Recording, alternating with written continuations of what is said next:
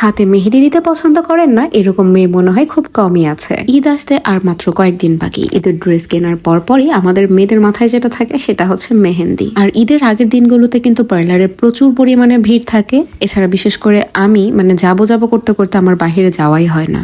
তাই আমি এরকম কাউকে খুঁজছিলাম যে কিনা আমাকে বাসায় এসে আমার মনের মতো করে মেহেন্দি দিয়ে দিবে। তারপরে আমি এই আপুকে পেয়ে যাই। উনি খুব চমৎকার হেনা আর্টিস্ট। আপুর পেজটা ভিজিট করে ওনার ডিজাইনগুলো আমার কাছে মাশাআল্লাহ খুবই ভালো লেগেছে। আর আপু যেহেতু সাভারের আশেপাশে, তাই আমার জন্য খুব সুবিধা হয়েছে। আর আপুর কাজগুলো এত ডিটেলিং এ কাজ করে, আপুর প্রত্যেকটা কাজের ফিনিশিং এত সুন্দর মাশাআল্লাহ।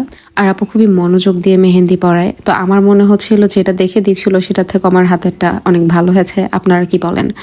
আর আপুর পেজটা আমি অবশ্যই আপনাদের এখানে মেনশন করে দিব। আপনারা যারা যারা ঈদের আগে মেহেন্দির জন্য বুকিং করতে চান অবশ্যই করে নিতে পারেন। এছাড়াও আপনারা কিন্তু চাইলে আপুর কাছ থেকে হাতের মেহেদি অথবা নখের মেহেদি কিনতে পারেন। আপুকে যখন আমি আসতে বলেছি বাসায় মেহেন্দি দেওয়ার জন্য, তখন অলরেডি আমার দুইজন তন্নি আর তমা ওনার কাছে অর্ডার করে ফেলেছে। তো আপু আসার সময় অলরেডি 2টা মেহেদি নিয়ে এসেছে। আর এই যে দেখেন ওয়াশ করার পর যে কালারটা, আমি একদমই এক্সট্রা কোনো কেয়ার করিনি। মাশাআল্লাহ অরিজিনাল কালারই এরকম এসেছে। আর যারা আফটার কেয়ার করতে পারবেন তাদের আশা করি আরো সুন্দর আসবে।